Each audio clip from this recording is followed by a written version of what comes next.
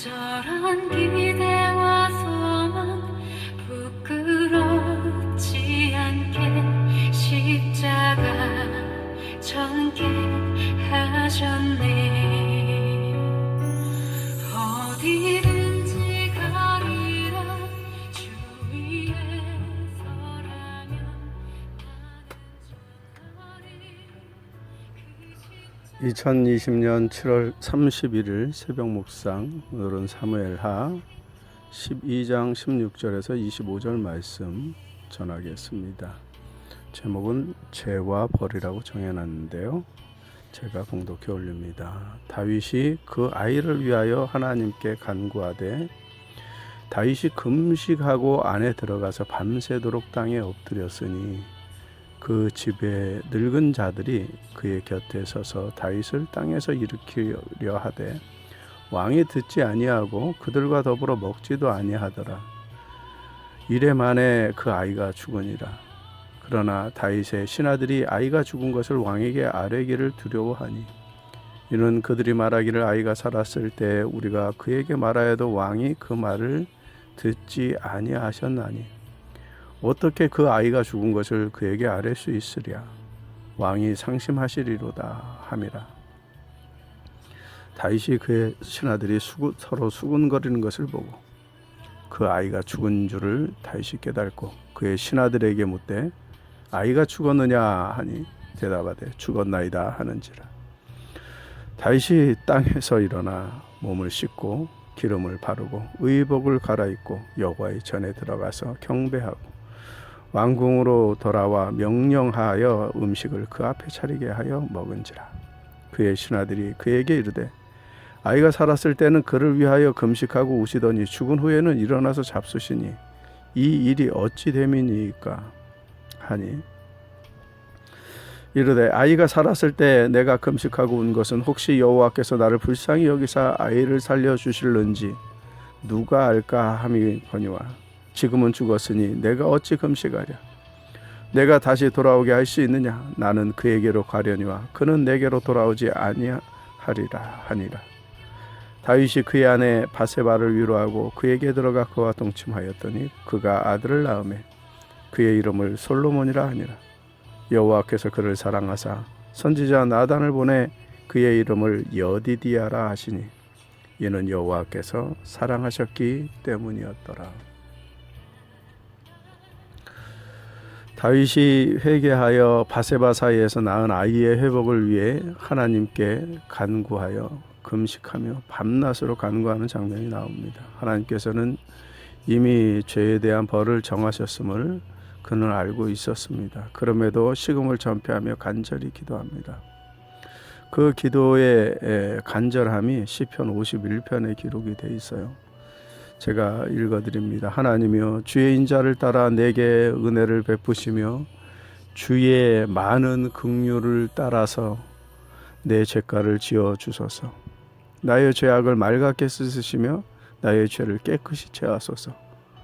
물은 나는 내 죄가를 아오니 내 죄가 항상 내 앞에 있나이다.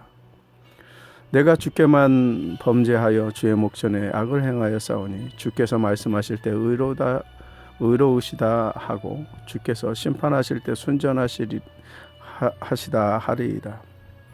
내가 죄악 중에 출생하였으며 어머니가 죄 중에 나를 잉태하였나이다.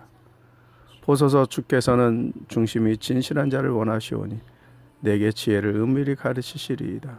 우슬초로 나를 정결하게 하소서. 내가 정하리이다. 나의 죄를 씻어주소서. 내가 눈보다 희리이다. 내게 즐겁고 기쁜 소리를 들려주시사 주께서 꺾으신 뼈들도 즐거워하게 하소서. 주의 얼굴을 내 죄에서 돌이키시고 내 모든 죄악을 지어주소서. 하나님이여, 내 속에 정한 마음을 창조하시고 내 안에 정직한 영을 새롭게 하소서. 나를 주 앞에서 쫓아내지 마시고 주의 성령을 내게 거두지 마소서. 주의 구원의 즐거움을 내게 회복시키시고 자원하는 심령을 주사 나를 붙드소서. 그리하면 내가 범죄자에게 주의 도를 가르치리니 죄인들이 주께 돌아오리이다. 하나님이여, 나의 구원의 하나님이여, 피 흘린 죄에서 나를 건지소서. 내 혀가 주의 공의를 높이 노래하리이다. 주여, 내 입술을 열어주소서. 내 입술이 주를 찬송하며 전파하리이다. 주께서는 제사를 기뻐하지 아니하시리나니 그렇지 아니하면 내가 드렸을 것이라. 주는 번제를 기뻐하지 아니하시나이다. 주께서 구하시는 제사는 상한 심령이라. 하나님이여 상하고 통회하는 마음을 주께서 멸시하지 아니하시리이다. 주의 은덕으로 시온에 선을 행하시고 예루살렘 성을 쌓으소서. 그때 주께서 의로운 제사와 번제와 온전한 번제를 기뻐하시리니 그때 그들이 수소를 주의 제단에 드리리이다. 사이제 통회하는 마음에 보면 나를 주 앞에서 쫓아내지 마시며 주의 성령을 내게 거두지 마십시오. 이런 표현을 하지 않습니까? 특히 9절에 보면 내게 즐겁고 기쁜 소리를 들려주사 주께서 꺾으신 뼈들도 즐거워하게 하소서. 이 꺾으신 뼈라는 말이 얼마나 아픈 말인지 아마 여러분이 짐작하실 것 같습니다. 하나님께서는 죄에 대한 분명한 대가를 원하셨고 그것은 이미 심판으로 선포가 됐습니다. 사무엘하 12장 13절 14절에 보면 나단이 다윗에게 뭐라 그랬어요?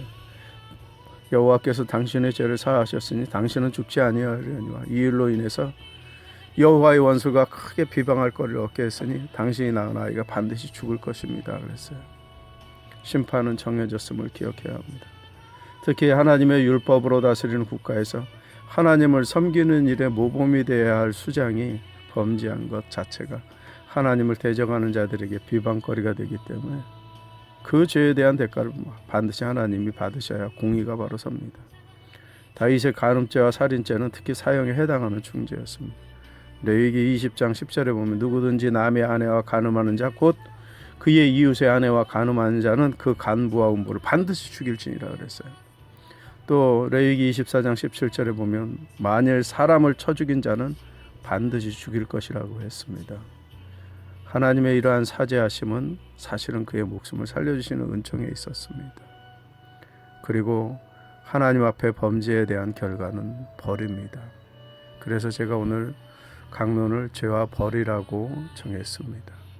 요행은 있을 수 없습니다.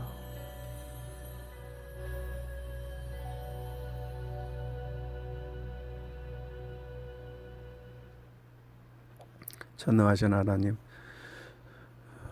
죄에 대한 대가는 벌이라는 것을 잊지 않게 하시옵소서. 그래서 오늘도 하나님 앞에 경건하게 살게 하시옵소서. 어제 이후로 내린 비로 대전 지역에 물이 많이 범람했습니다. 몇 교회는 또 물로 인해서 수해를 입었습니다. 아버지 하나님, 이러한 상황 속에서 믿음의 사람들이 정말 하나님의 섭리를 두려워하게 하시옵소서. 죄에 대한 대가는 반드시 벌로 돌아온다는 것을 잊지 않게 하시옵소서. 그리하여 오늘도 우리의 마음을 다잡아 하나님 앞에 경건한 모습으로 살게 이끌어 주시옵소서. 예수님 이름으로 기도합니다. 아멘.